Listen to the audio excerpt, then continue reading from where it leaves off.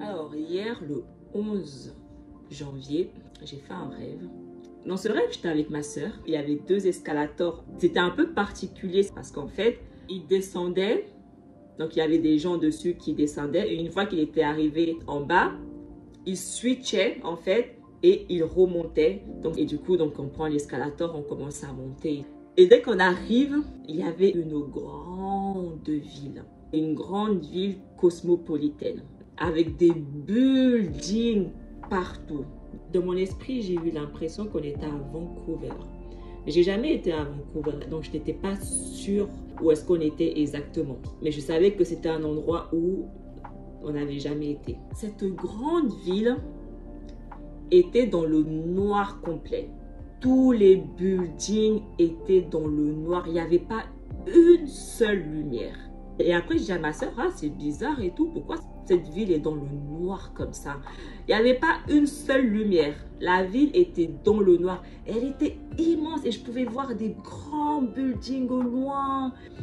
Et ma soeur, elle me dit, c'est normal, c'est des choses qui arrivent souvent. Je dis, bah non, c'est pas normal parce que j'ai vécu à New York et tout. Et New York n'était pas dans le noir comme ça, je comprends pas. Il n'y avait aucune source de lumière.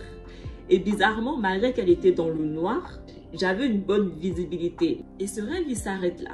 Donc, je me réveille et tout, je fais ma vie. Et en fait, c'était sabbat. Et je faisais rien de spécial. Et vers les coups de 15-16 heures, j'étais fatiguée, je fais une sieste. Dans ma sieste, je fais un autre rêve. Dans ce rêve, j'étais avec des personnes dans une maison. Et en fait, ils étaient en train de regarder un film. Moi, je n'étais pas en train de regarder avec eux. Et il y avait une scène. Et quand je vois la scène du film qu'ils étaient en train de regarder, je commence à dire « C'est le rêve que j'ai fait, c'est le rêve que j'ai fait !» Et en fait, je parlais du rêve que j'avais fait vraiment le même jour là, que je viens de vous raconter. Et en fait, quand je regarde la scène du film, je vois la même scène que j'ai fait dans mon rêve, cette grande ville dans le noir. Mais sauf que il y avait des styles de squelettes qui sortaient du sol et en fait qui reprenaient vie. C'était trop bizarre. Et du coup, je commence à raconter le rêve que j'ai fait. Donc, le rêve que je viens à l'instant de vous raconter là. Ils avaient un peu l'air de s'en foutre un peu. Et en fait, ça m'a découragée. Donc, du coup, j'ai arrêté de leur raconter ce rêve-là parce que je me suis rendu compte que ils m'écoutaient, mais voilà, ils s'en foutaient un peu de ce que je leur racontais. Et du coup, ce rêve, il s'arrête. Donc, quand je me suis réveillée de ma sieste, je me suis dit, ah tiens, c'est bizarre. Le même jour, Dieu me montre deux fois ce même rêve. Ce deuxième rêve, où la scène était un peu différente, où il y avait des sortes de squelettes qui se relevaient, qui reprenaient vie. Ça m'a fait penser à un passage de Ézéchiel 37. La main de l'Éternel se posa sur moi et l'Éternel m'emmena par son esprit et me déposa au milieu d'une vallée pleine d'ossements. Il me fit promener près d'eux tout autour et je constatais que ces ossements étaient innombrables sur toute l'étendue de la vallée et qu'ils étaient totalement desséchés. Il me demanda, « Fils de l'homme, crois-tu que ces ossements revivront ?» Je répondis, « Toi seul, Seigneur éternel, tu le sais. » Puis il me dit, « Prophétise sur ces ossements-là et dis-leur, « Ossements desséchés, écoutez ce que dit l'Éternel. Voici ce que vous déclare le Seigneur, l'Éternel. Je vais faire venir en vous l'esprit et vous revivrez. Je mettrai sur vous des nerfs, je vous revêtirai de chair et je vous recouvrirai de peau. Je mettrai en vous l'esprit et vous revivrez et vous reconnaîtrez que je suis l'Éternel. » C'est exactement la scène que j'ai vécue dans ce deuxième rêve, ces ossements qui reprenaient vie. Donc Dieu m'a montré dans le même jour, le même rêve, mais avec deux scénarios un peu différents. Donc, il me fait comprendre que ces deux rêves sont reliés. À la place des buildings dans le premier rêve, c'était des ossements humains qui reprenaient vie, qui se relevaient. Et c'était trop bizarre. Et ce qui est encore plus marrant, c'est qu'une semaine avant ce rêve-là, Dieu m'a fait entendre le son d'une trompette. Et en fait, les trompettes dans la Bible représentent un jugement très spécial. Je ferai une vidéo où je parlerai de ça. Et du coup, je comprends un peu mieux le message que Dieu me fait passer par rapport à ces ossements, parce que ces ossements représentent les enfants d'Israël. Dieu me fait comprendre qu'il est sur le point de faire revivre ses enfants. Et il me fait comprendre quel groupe de personnes est-ce qu'il va juger. Je comprends. Et qu'il est sur le point de venger ses enfants. Tout simplement, tout simplement. C'est un message très profond que Dieu me fait passer.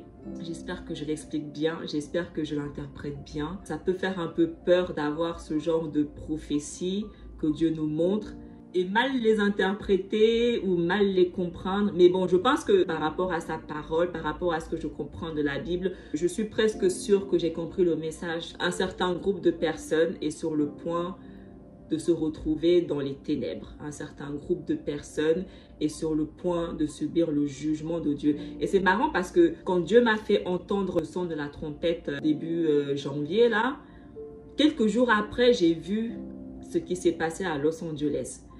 Et c'est exactement le groupe de personnes que Dieu est sur le point de juger. Les trompettes ne concernent pas tout le monde. Les trompettes concernent le jugement sur Édom. Et je vous ai déjà dit qui était Édom. Et je ne sais pas si c'est le jugement de Dieu qui a commencé, je n'en sais rien, mais il me fait comprendre que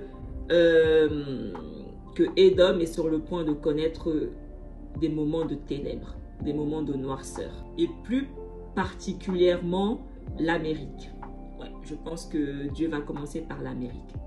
Édom, c'est Amérique du Nord, c'est Europe, et aussi Europe de l'Est, et Édom, c'est également l'Australie. Donc voilà, je voulais juste partager ce rêve avec vous. Le jugement va commencer, les amis. Hein? Donc toutes les personnes qui habitent dans ces endroits-là, priez. Franchement, c'est tout ce que je peux vous dire. Priez, sortez de vos mauvaises voies, repentez-vous de vos péchés, revenez vers Dieu. Vraiment, demandez-lui pardon sincèrement. Sortez de Babylone. C'est vraiment tout ce que je peux vous conseiller. Sortez de Babylone parce que Babylone est sur le point de manger le jugement de Dieu. Les enfants de Dieu sont sur le point de revivre. Dieu est sur le point de les faire revivre. Dieu est sur le point de les venger. Le jugement de Dieu est sur le point de commencer. Sachez-le. Alors préparons-nous. Le jugement de Dieu est contre toutes les personnes qui ne font pas la volonté de Dieu. Alors rangez-vous dans les personnes qui font la volonté de Dieu avant qu'il ne soit trop tard.